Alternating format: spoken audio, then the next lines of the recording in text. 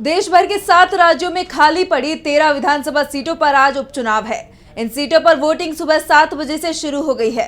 लोकसभा चुनाव में इंडिया गठबंधन के अच्छे प्रदर्शन के बाद इन चुनावों में सत्ताधारी एनडीए को विपक्ष से कड़ी टक्कर मिलने की उम्मीद जताई जा रही है। लोकसभा चुनाव में इंडिया गठबंधन के अच्छे प्रदर्शन के बाद एक बार फिर चुनावी मैदान में इंडिया और एनडीए गठबंधन आमने सामने आ गए हैं। देश भर के 7 राज्यों में खाली पड़ी 13 विधानसभा सीटों पर आज उपचुनाव हो रहे हैं।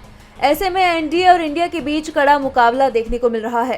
बिहार की रुपौली, मध्य प्रदेश की अमरवाड़ा, उत्तराखंड की बद्रीनाथ और मंगलोर, पंजाब की जालंधर वेस्ट, बंगाल की रायगंज, रानाघाट दक्षिण, बगदा, मणिकतला, तमिलनाडु की विक्रमंदी सीट के साथ साथ हिमाचल प्रदेश के देहरा, हमीरपुर और नालागढ़ सीटों पर आज मतदान जारी है।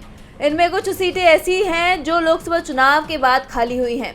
इसका कारण कई विधायकों का लोकसभा चुनाव लड़ना है, जिसमें विजयी होने के बाद उन्होंने विधायक पद से इस्तीफा दे दिया। हालांकि कुछ सीटें इसमें विधायकों के निधन से भी खाली हुई हैं।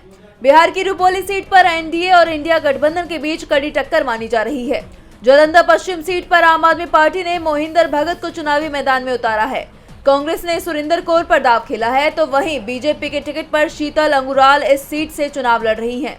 अमरवाड़ा में मुकाबला बीजेपी प्रत्याशी कमलेश शाह और कांग्रेस प्रत्याशी धीरन शाह इनवाती के बीच है। तमिलनाडु की विक्रमंदी सीट डीएमके विधायक पूगा जयंती के निधन के बाद खाली हुई है। इस सीट पर डीएमके और एनडीए के बीच कड़ा मुकाबला है।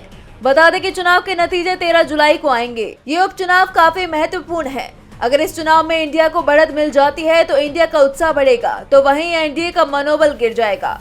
बहरहाल देखना यह है कि चुनाव के नतीजे किसके पक्ष में आते हैं। इस बार कौन बाजी मारता है और किसका पलड़ा भारी रहने वाला है। डीबी लाइव की रिपोर्ट।